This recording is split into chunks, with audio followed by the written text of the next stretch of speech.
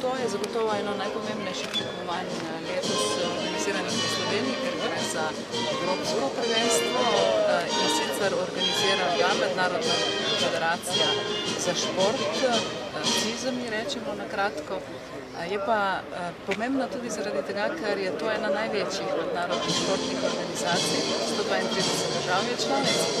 In če se ta velika organizacija odloči, da v eni od svojih 132 članic organizira eno od prvenstev, je to velik dogodek.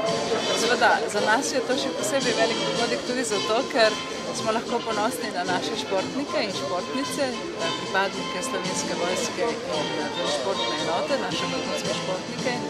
Tudi danes lahko povemo same dobre novice.